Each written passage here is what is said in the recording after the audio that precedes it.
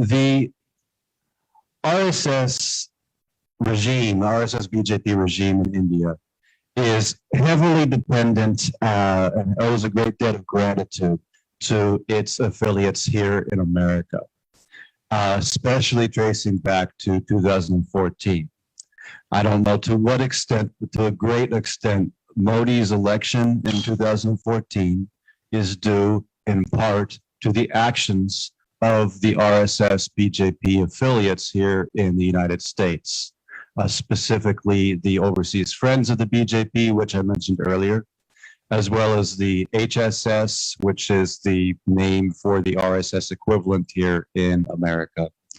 What happened was Modi was elected to the prime ministership in 2014. And from about 2011 to 2012, 2 to 4 years before that, these groups in America, HSS and OFBJP, got together and started planning and strategizing and started holding training camps, including in Texas and Houston, and started bringing BJP officials over to America to kind of give them instructions and guidance, and began organizing and mobilizing to eventually go over to India and work to get Modi and the BJP elected. And what happened was in 2014, these groups, these RSS in America groups from America, they organized phone banks, campaign phone banks of hundreds of people,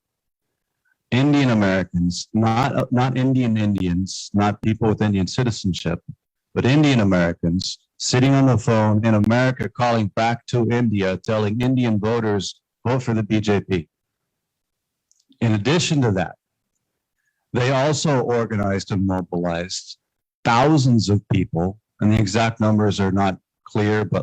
the public numbers are at least probably about 3,000 people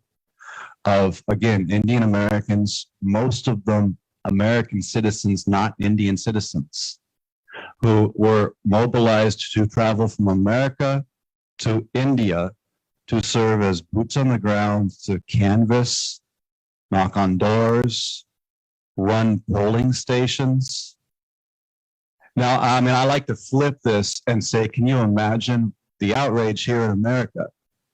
if we had a lot of Americans that emigrated to Russia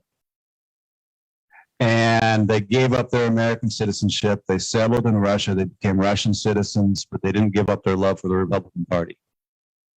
And so every election cycle,